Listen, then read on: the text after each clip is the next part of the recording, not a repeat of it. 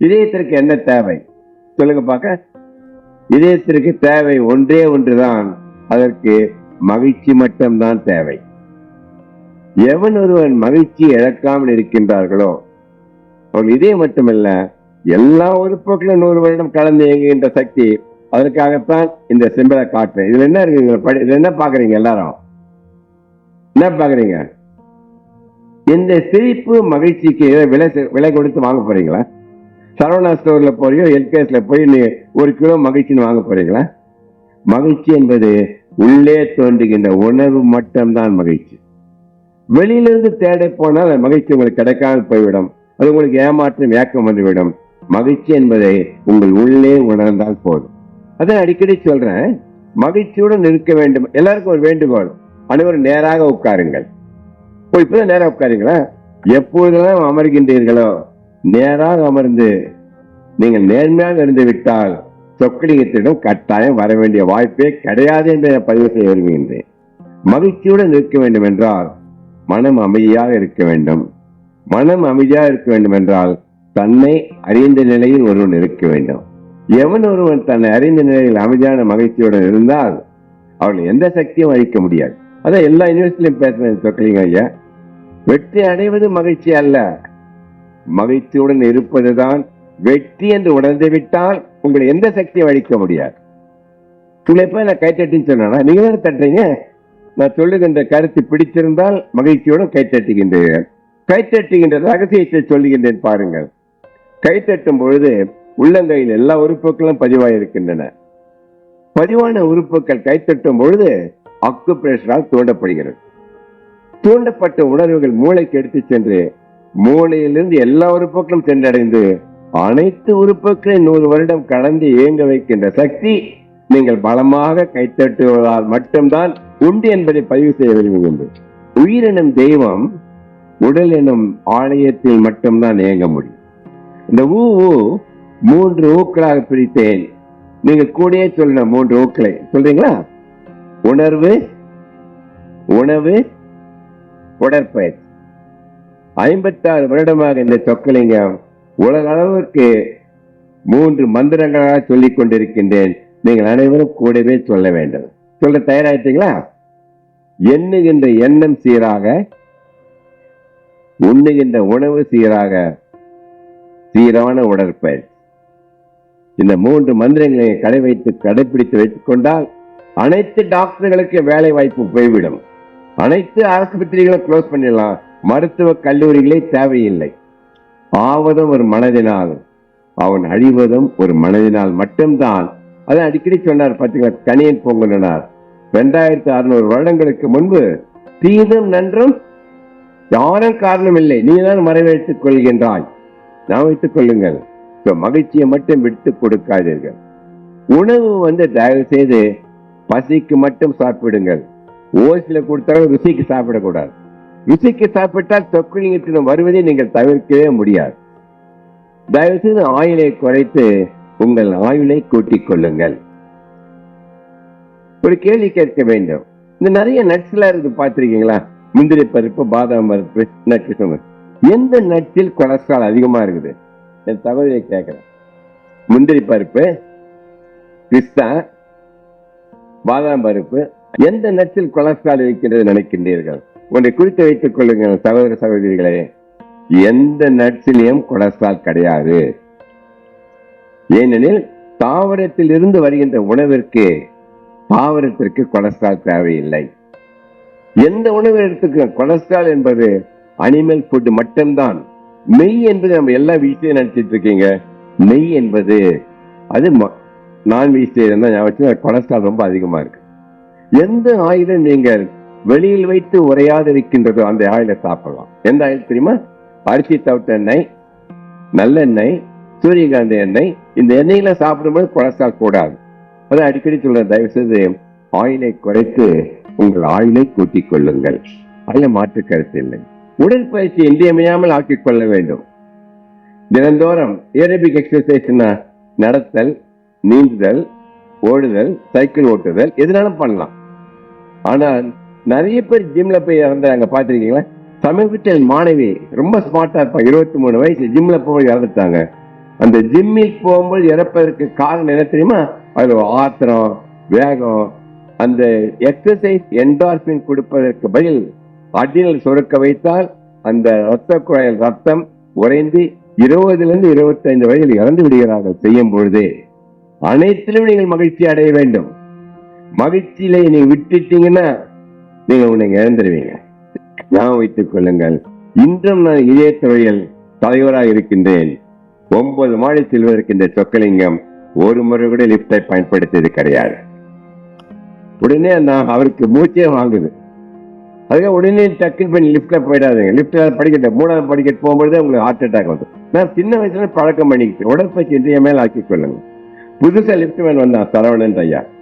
Sir லிப்ட்ல வாங்கல, ஏன்பா தொந்தரவு பண்ற? லிப்ட்ல வாங்க சார், மேல சீக்கிரம் போயிடலாமே. அது அந்த மேல போனோம்னா எல்லாம் சிரிக்கிறாங்க, எனக்கு தெரியவில்லை.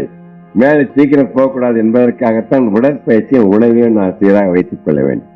தூக்கம் இன்றியமையாதது.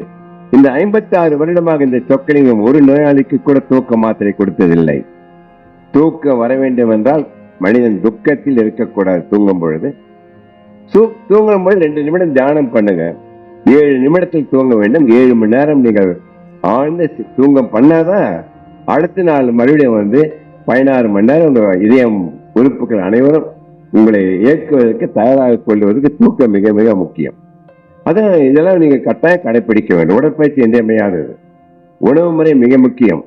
அதற்காகத்தான் நான் அடிக்கடி சொல்றேன். இத பாருங்க, இது என்ன நினைக்கிறீங்க? இது பேனா. Very good. என்ன நினைக்கிறீங்க ஐயா? இது பேனா தெரியுதாமா? இது லேசர் பாயிண்டர், டார்ச்.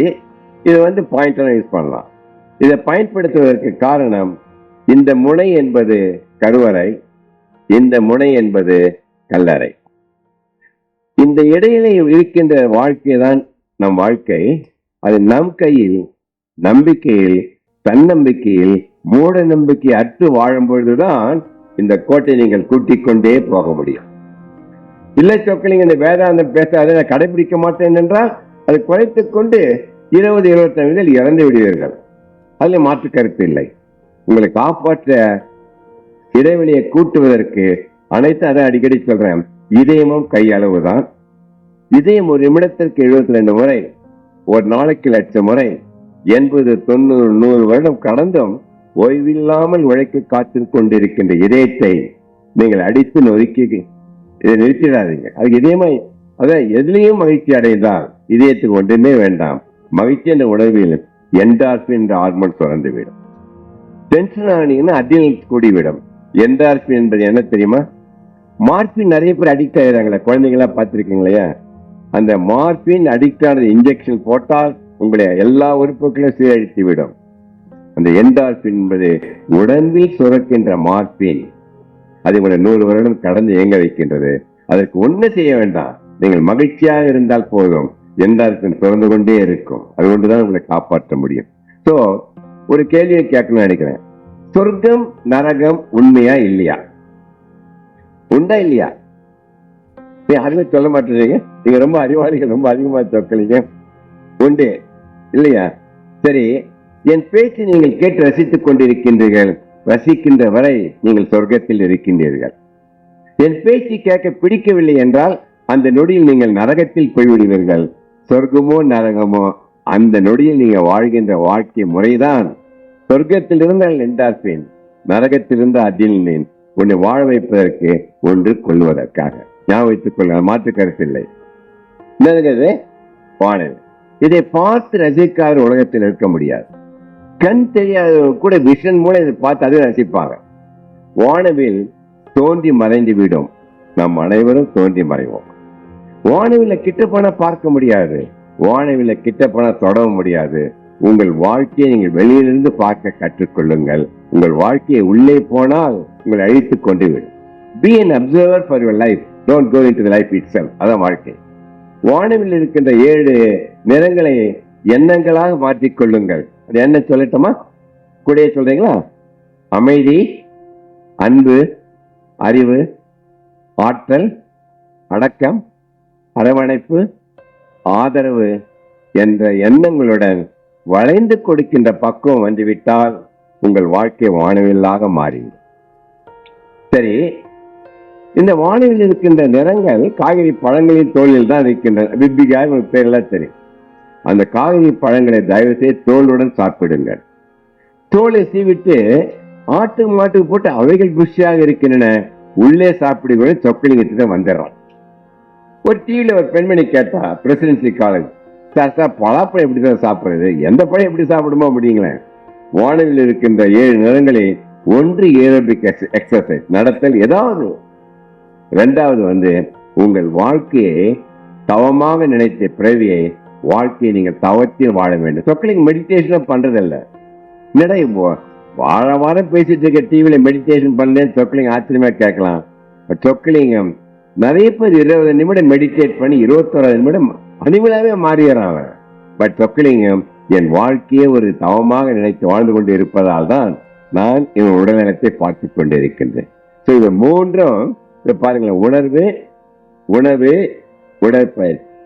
இல்ல சொக்கலிங்க வேதாந்த பேசாத நான் சொல்றதை கடைபிடிக்கலாம் வச்சுங்க, அப்பொழுதும் எல்லார் வீட்டிலும் வானவில் இருக்கும். இருக்கு எல்லா வியாதிகளுக்கும் எல்லா மாத்திரை மருந்துகள் இந்த கலர்ல சாப்பிடணும். எந்த வானவில் வேண்டும் என்பதை நீங்கள் தான் முடிவு பண்ணும். சொக்கலிங்கமோ கடவுளோ யாருமே முடிவு பண்ண முடியாது. தயவு செய்து நீங்க எல்லாம் குறித்து வைத்துக் கொள்ள வேண்டும். நேற்று என்பது உடைந்த பானை, நாளை என்பது மதில் இருக்கிற பூனை, இன்று என்பதுதான் கையில் இருக்கின்ற வீணை என்ற ரசித்து வாழவிட்டால் உங்களை எந்த சக்தியும் அழிக்காது. ரொம்ப அருமையான ரசிக்கிறீங்க, கைத்தட்ட முடியாது. சிரிக்கவும் சிந்திக்கவும் கைத்தட்டுவதும் மனிதர்களுக்கு மட்டும்தான், விலங்குகளுக்கு தெரியாது.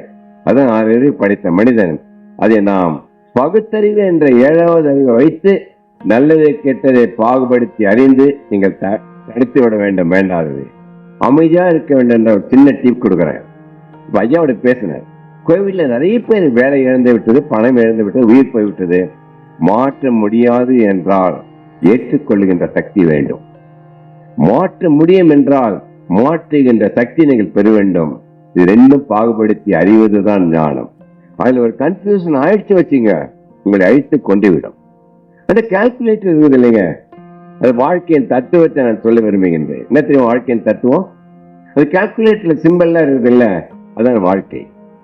நல்லதை கூட்டி கெட்டதை கழித்து அறிவை பெருக்கி நேரத்தை சீராக வகுத்து எவனொரு சமநிலையில் வாழ கற்றுக்கொள்கிறார்களோ அவர்கள் அனைவரும் 100 வருடம் வாழ்ந்து தன்னை சார்ந்திருக்கின்ற சமுதாயத்தை வாழ வைக்கும் கருவியாக ஒவ்வொருவரும் மாற வேண்டும்.